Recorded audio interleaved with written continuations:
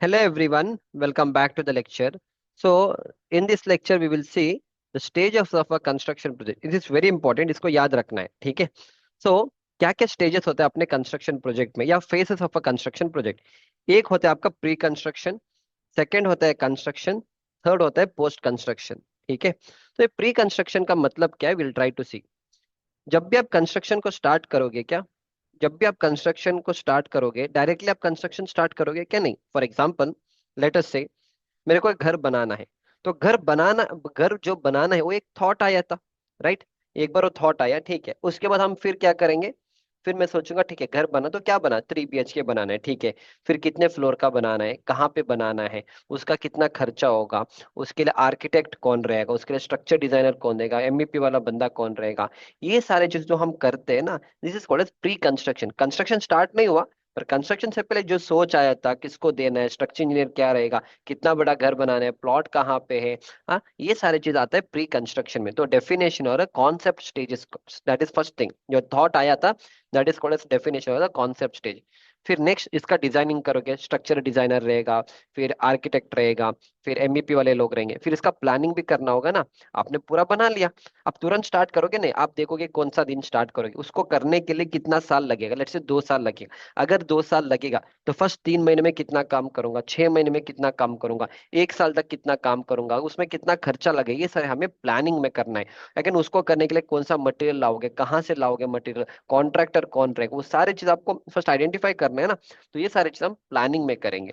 फिर award of contract पर हम कॉन्ट्रैक्ट को अवार्ड करेंगे। लेट्स से अभी देखो, छोटा घर है, उसमें 1 या 2 कॉन्ट्रैक्टर को बुलाओ, एक को फाइनलाइज करो। पर बड़े कंस्ट्रक्शन प्रोजेक्ट में 10-15 कॉन्ट्रैक्टर आएंगे, बोलेंगे हम करके देंगे। तो हमें उनको अब हमको देखना होगा कौन सा बंदा रिलायबल है, किसके पास ताकत है। Based on that only will decide कि उसके बाद will give him a contract, so that is called as award of contract. तो ये सारे चीज आपका प्री कंस्ट्रक्शन स्टेज में आता है, ठीक है।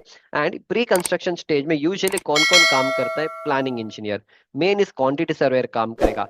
टेंडर एंड कॉन्ट्रैक्ट डिपार्टमेंट में टेंडर एंड कॉन्ट्रैक्ट्स इंजीनियर जो होते हैं वो लोग सब यहाँ पे काम करेंगे। Site engineer will not be working in this stage initially.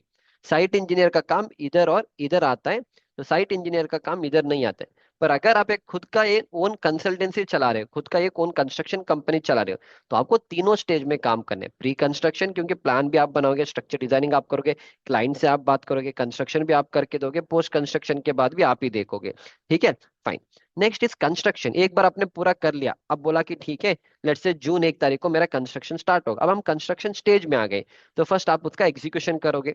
सिर्फ एग्जीक्यूशन करते रहोगे क्या? नहीं। एक बार जब आपने एग्जीक्यूशन स्टार्ट किया, आपने प्लान किया था ना कि 3 महीने तक मैं अपना फाउंडेशन का काम खत्म करूंगा, तो देखना भी चाहिए ना कि क्या 3 महीने में फाउंडेशन का काम खत्म कर सकता हूँ, नहीं कर सकता। उसके लिए क्या करोगे? आप अपने प्रोजेक्टर को मॉनिटर करोगे, देखोगे, रोज देखोगे क्या काम चल रहा है। इस फेज से अगर मैं जा रहा हूँ, अगर इस इतना स्पीड में जा रहा हूँ, क्या मैं वो 3 महीने में खत्म कर सकता हूँ, नहीं। तो आपको मॉनिटर करना है। मॉनिटर करने के बाद कंट्रोल भी करना है। कंट्रोल मतलब, लेट्स से जिस स्पीड से आप जा रहे हो, आपको पता चला कि 1 हफ्ते के बाद कि ना मैं 3 महीने के अंदर ना ये मेरा पूरा फाउंडेशन का काम नहीं कर सकता, अब इसको हम कंट्रोल करेंगे। अब हम देखेंगे हम कहाँ पे प्रॉब्लम क्रिएट कर रहे हैं। तो हम अगर लग रहा है कि हमारा जो मैन पावर है वो कम है, वो मैन पावर को बढ़ाएंगे। तो इस तरह से आपको कंट्रोल करना पड़ेगा। फिर एक बार आपने मॉनिटरिंग एंड कंट्रोल किया, फिर आप क्या करोगे? प्रोजेक्ट कमिश्निंग करोगे। प्रोजेक्ट कमिश्निंग मतलब पूरा खत्म कर दिया आपने। खत्म करने के बाद आपको उसको, कमिश्निंग का मतलब है, अगर देखो, for example commissioning in the sense, अगर आपने पूरा घर बना दिया, ठीक है। घर बनाने के बाद आपने प्लम्बिंग के पाइप्स लगा दिया, फिर आपने इलेक्ट्रिकल के स्विचेस लगा दिया, इलेक्ट्रिकल के लाइंस लगा दिया। आपको देखना भी होगा ना कि प्लम्बिंग के लाइंस में सही से पानी जा रहे हैं नहीं जा रहे, इलेक्ट्रिकल अगर मैं स्विच ऑन करूंगा सही से लाइट आ रहे हैं नहीं आ रहे। तो ये आपका प्रोजेक्ट कमिश्निंग में आता है। So to put it in a better way, जब आप बड़े बड़े इंडस्ट्रियल प्रोजेक्ट्स करोगे, वहाँ पे बहुत सारे हैवी मशीनरीज आप रखोगे वहाँ पे, तो यू शुड मेक श्योर कि जो मशीनरीज आपने इंस्टॉल करके दिया था, all those things whether they are commissioning it correct और नॉट, वो सारे आपके कंस्ट्रक्शन स्टेज में आता है। आपने कंस्ट्रक्शन करके दिया। नेक्स्ट होता है आपका पोस्ट कंस्ट्रक्शन। एक बार कंस्ट्रक्शन करने के बाद आपने स्टार्टिंग में आपके दिमाग में एक थॉट आया था कि हम कंस्ट्रक्शन करेंगे, उसके लिए आपने कॉन्ट्रैक्ट ये सब आपने फिल किया था। जब एक बार आपका पूरा कंस्ट्रक्शन हो जाएगा, प्रोजेक्ट को आपको क्लोज करना है। कि प्रोजेक्ट क्लोजर का मतलब है जो भी आपने स्कोप में दिया था कि हम ये सब करके देंगे, should make sure whether the same has been done और नॉट। एक बार सब कुछ होने के बाद हम उस प्रोजेक्ट को बोलेंगे कि we have will stop the project. एक बार वो होने के बाद फिर उसका ऑपरेशन चलेगा। ऑपरेशन का मतलब है आपने बना के दिया, ठीक है, अब जो बंदा वहां पे रहने वाला है वो उसका एग्जीक्यूशन, जो बंदा वहां पे रहने के लिए आया है he will start operating that. For example अगर आपने फ्लैट किया है, फ्लैट बना के दिया है, तो फ्लैट बना के दिया इसका मतलब है जो बंदे वहां पे रहने के लिए आएंगे वो लोग रहेंगे ना वहां पे, तो ऑपरेशन पार्ट में आता है। ठीक है, फाइन। एनी हाउ, इसके आगे एक थियरी का पार्ट है वो हम देखेंगे। तो इतना क्लियर है, प्री कंस्ट्रक्शन क्या है, कंस्ट्रक्शन क्या है, पोस्ट कंस्ट्रक्शन। तो आई थिंक अगले, आई थिंक इसी में ऐड कर दूंगा, नो प्रॉब्लम। इसी में मैं आगे और भी, मैं थोड़ा डिटेल्ड वे मैंने एक्सप्लेनेशन दिया है, वो हम देखेंगे, और थियरी पार्ट रहेगा, बट इतना समझो कि दिस इज वेरी इंपॉर्टेंट। ठीक है, या जस्ट 1 मिनट।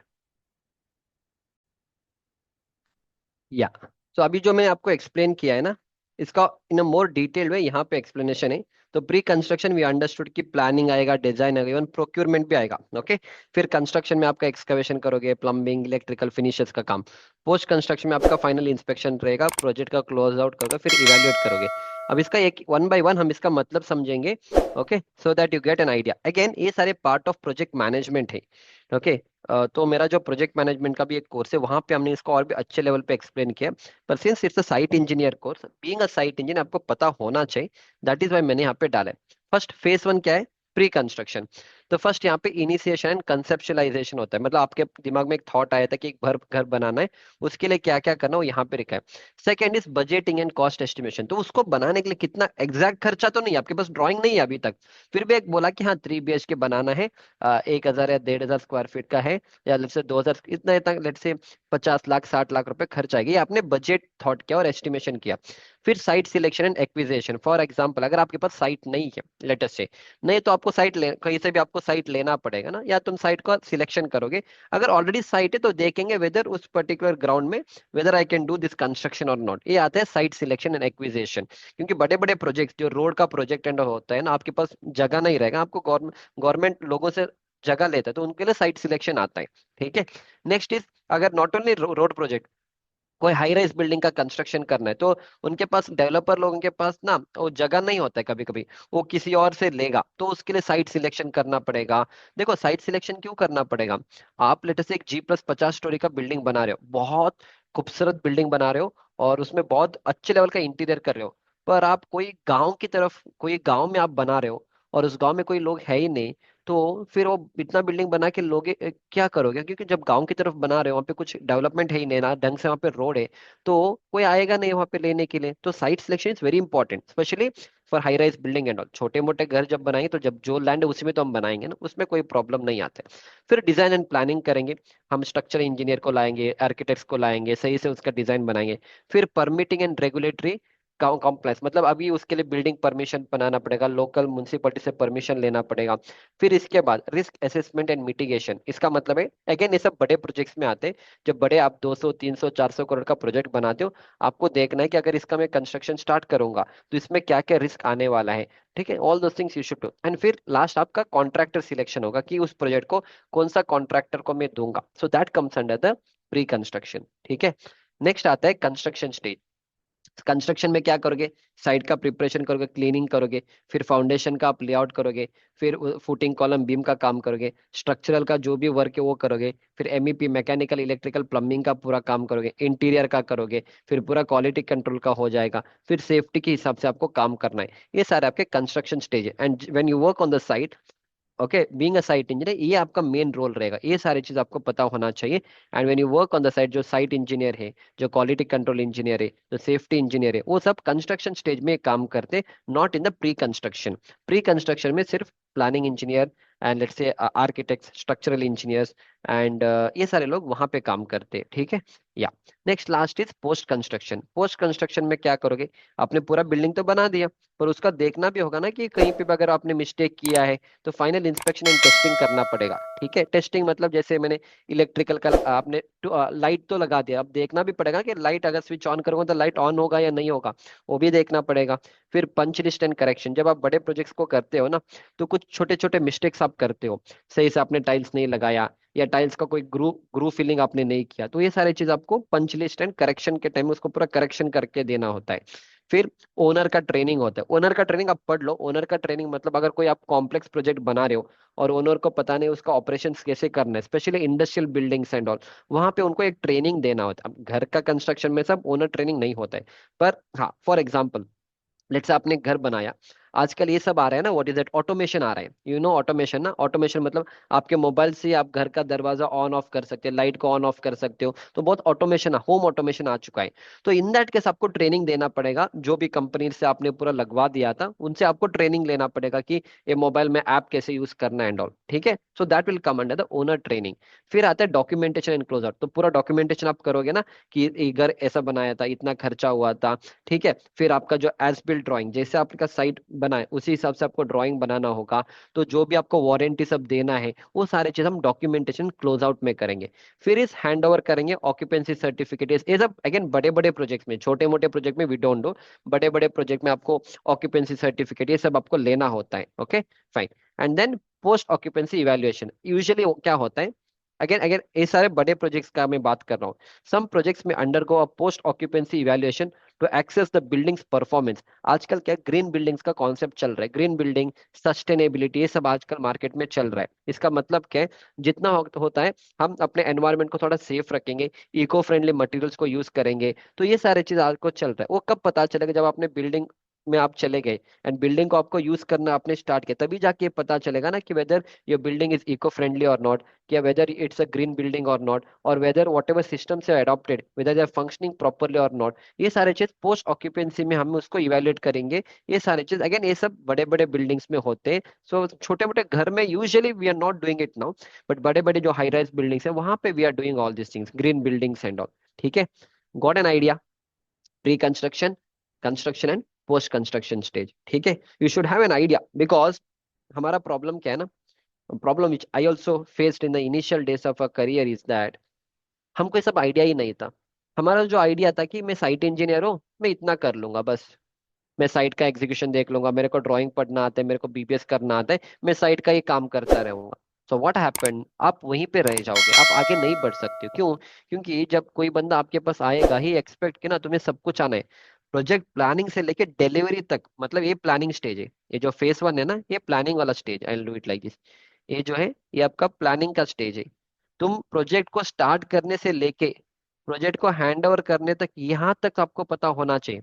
अब ऐसा नहीं कि सब कुछ एक ही साथ पता नहीं होता है, पर एटलीस्ट आपको पता है कि क्या आपको पता होना चाहिए।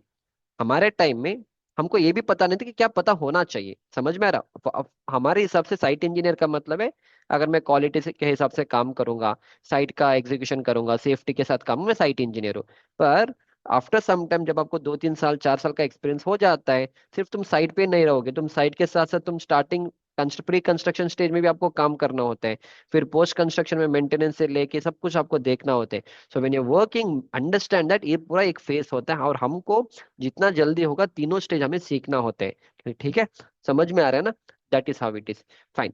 So this was entire thing about the pre construction, construction, post construction. और जो भी थियरी आपको पढ़ाना था, जो भी चीज आपको पता होना चाहिए बेसिक लेवल पे, आई एक्सप्लेन्ड इट।